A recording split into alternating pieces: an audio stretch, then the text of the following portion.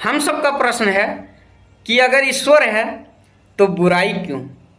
यह कहानी अनंत अनंत सालों का है, जब ना पृथ्वी थी और ना यह ब्रह्मांड था। स्वयं ईश्वर था, वो भी अकेले। तब ईश्वर के अंदर वासना जगा। मैं अपने भाषा में बता दूं, चलते फिरते भाषा में, कि यह वासना था कि अकेले मौज नहीं, कोई होना चाहिए।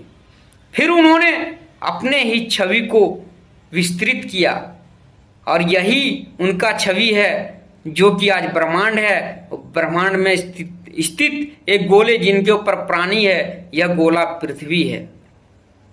और इसी छवि को संतों ने पकड़ा, जाना अपने योग और साधना विधि से, और इसी छवि को संतों ने इस संसार और इस जगत को माया बताया। और आज तो साइंस ने भी प्रूव कर दिया है। उन्होंने छोटे से छोटे कणों को तोड़ा तो अणु परमाणु पाया, अणु परमाणु को तोड़ा तो इलेक्ट्रॉन प्रोटॉन न्यूट्रॉन पाया, उनको भी तोड़ा और न जाने कौन कौन से नाम दिया गया। और जब उनको भी तोड़ा तो सिर्फ वेव मिला, वेव प्रदर्शित हुआ। उसी तरह साइंस ने जब ब्रह्मांड का विचरण किया तो कोई अंत नहीं मिला। और यह प्रूव करता है कि यह ईश्वर की छवि है। यह कोई हकीकत नहीं है जिनको सिर्फ संतों ने जान पाया। इसीलिए इस संसार, इस जगत को संतों ने माया बताया। और मैं बता देना चाहता हूं कि जब ईश्वर है तो बुराई क्यों। यहाँ बुराई और अच्छाई कुछ नाम की चीज थी ही नहीं और है ही नहीं। तो मैं बता देना चाहता हूं कि प्रकृति के नियम को तोड़ना ही बुराई है और प्रकृति के नियम पर चलना ही अच्छाई है।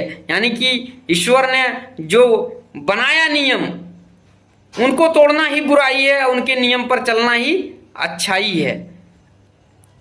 जब मनुष्य आया इस पृथ्वी पर, इसके पहले न जाने कितने प्रजातियां आया और कितनी बार पृथ्वी का रिसाइकल हुआ।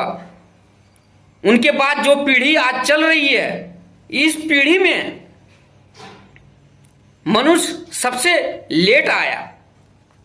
उन्होंने, ईश्वर ने सभी प्राणियों को बनाया, लेकिन पर उनके वासना का पूर्ति नहीं हुआ, उनको कोई जानने वाला नहीं हुआ।